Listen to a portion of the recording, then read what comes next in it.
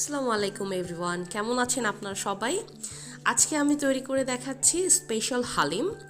So আর আমি এখানে instant যেই প্যাকেট হালিমগুলো পাওয়া যায় বাজারে সেগুলো দিয়ে রান্না করব। সেখানে 1.5 কাপের মতো সয়াবিন তেল গরম করে এখানে 2 কাপের মতো পেঁয়াজ আমি বেরেস্তা করে নিব।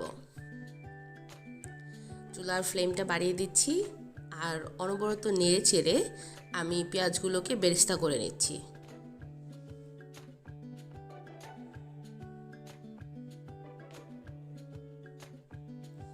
পেঁয়াজগুলো ব্রাউন কালার হয়ে আসা পর্যন্ত অপেক্ষা করছি।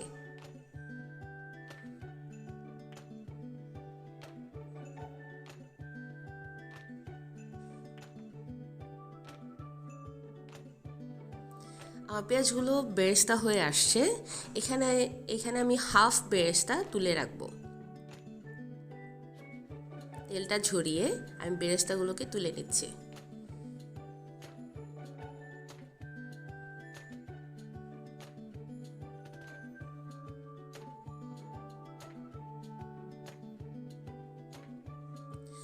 আর বাদবাকি ভাজা পেঁয়াজগুলোতে আমি এইখানে কিছু 2 এলাচ নিয়েছি, দারচিনি আর তেজপাতা এগুলো অ্যাড করে দিচ্ছি।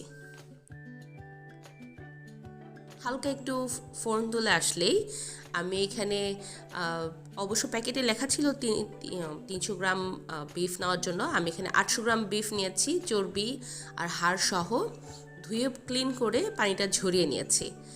এখন একটু মাংসটা ভেজে নিব এই ভাজা পেঁয়াজ আর বেরেস্তার তেলেই, সেম তেলেই। 300 গ্রাম বিফ দিয়ে করলে আর কোনো রকমের কোনো মশলা অ্যাড করতে হবে না।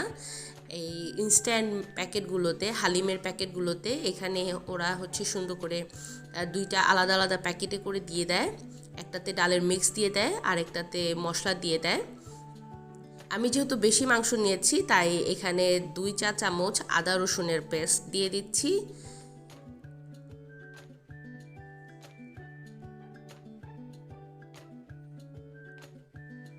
নেড়েচেড়ে মশলাটাকে মিক্স করে আমি আর বাদবাকি ইনগ্রিডিয়েন্টসগুলো অ্যাড করব।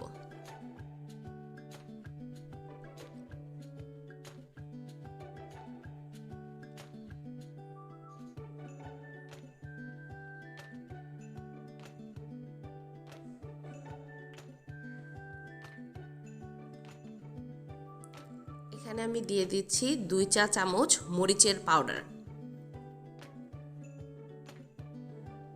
আর 1 চা চামচ হলুদ পাউডার।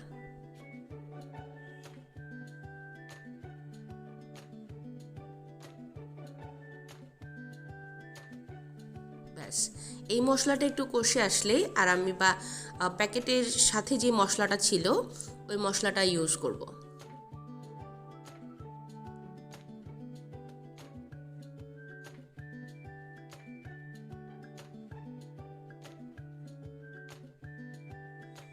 এখন দিয়ে দিচ্ছি প্যাকেটের সাথে থাকা মশলাটা। এটা আমি সম্পূর্ণটা এখনই অ্যাড করব না, হাফ ইউজ করব এখন আর হাফটা রেখে দিব, পরে দিয়ে নামাবো। আর এটা গোলমরিচের পাউডার আর দিয়ে দিচ্ছি ভাজা জিরার গুঁড়া। ব্যাস, নেড়েচেড়ে এই মশলাটাকে কষিয়ে আমি একটু গরম পানি অ্যাড করে মাংসটাকে সেদ্ধ করে নিব। হালিম একদমই ইজি একটা রেসিপি যদি ইনস্ট্যান্ট প্যাকেট দিয়ে রান্না করা হয়, একদমই সহজ। আপনার বাসায় একদম রেস্টুরেন্ট স্টাইলে হালিম রান্না করে খেতে পারেন, সেম প্রসেসগুলো ফলো করলেই। আমি এখানে পানিটা অ্যাড করে ঢাকনা দিয়ে একদম টানা 40 মিনিট পর্যন্ত মিডিয়াম ফ্লেমে মাংসটাকে সেদ্ধ করব।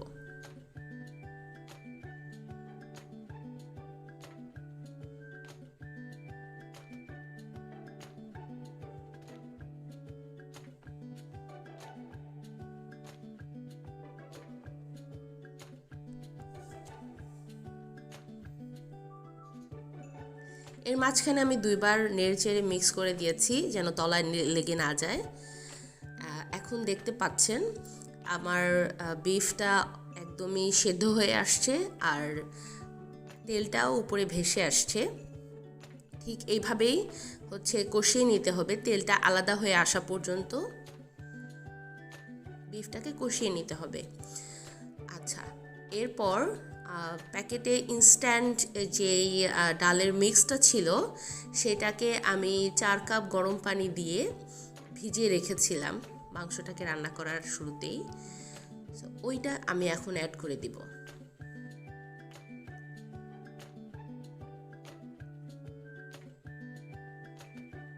সুন্দর করে ফুলে ডালগুলো একদম অনেক সুন্দর হয়ে গেছে। ডালটা আমি অ্যাড করে দিয়ে নেড়েচেড়ে মিক্স করে নিচ্ছি।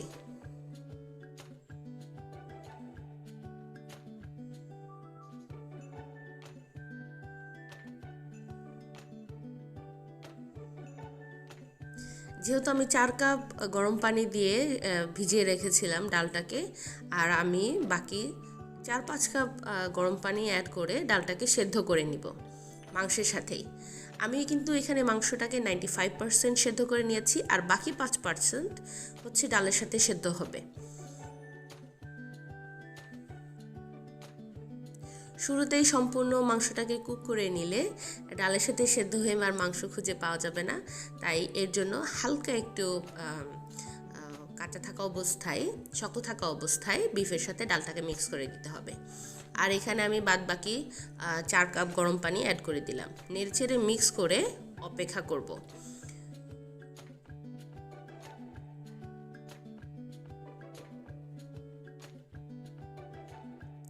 ডালটা মিক্স করার পরে অনবরত নেড়ে চেড়ে ডালটাকে রান্না করতে হবে, আদারওয়াইজ তলায় লেগে যাবে।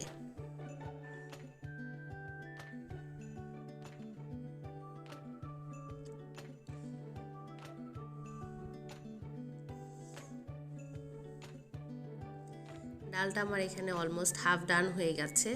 নেড়ে চেড়ে আমি তলা যেন না লাগে সেজন্য অনবরত নাড়াচাড়া করছি।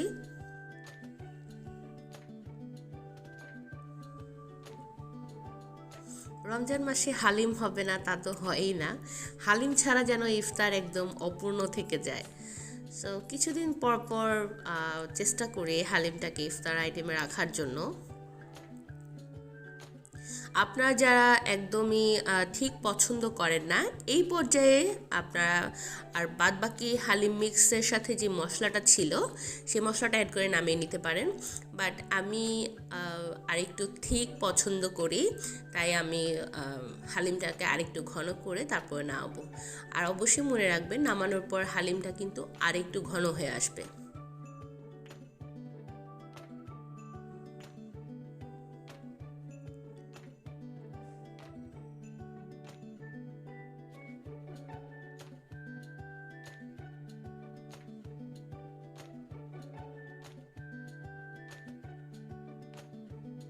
অনেক সুন্দর একটা অ্যারোমা আসছে।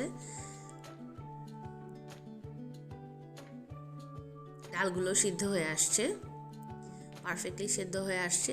দেখতেই পাচ্ছেন আমার বিফগুলো আস্তে আস্তে আছে, ভেঙে যায়নি।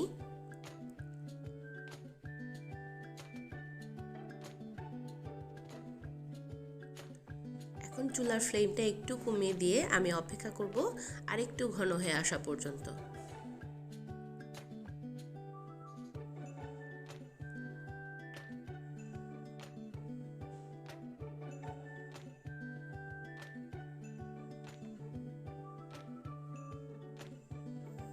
এই তো আমার হালিম একদমই ডান হয়ে গেছে।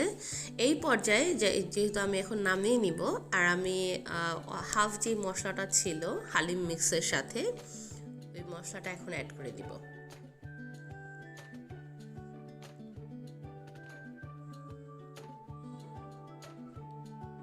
নেড়েচেড়ে মশলাটাকে সুন্দর করে হালিমের সাথে প্রপারলি মিক্স করে নিব।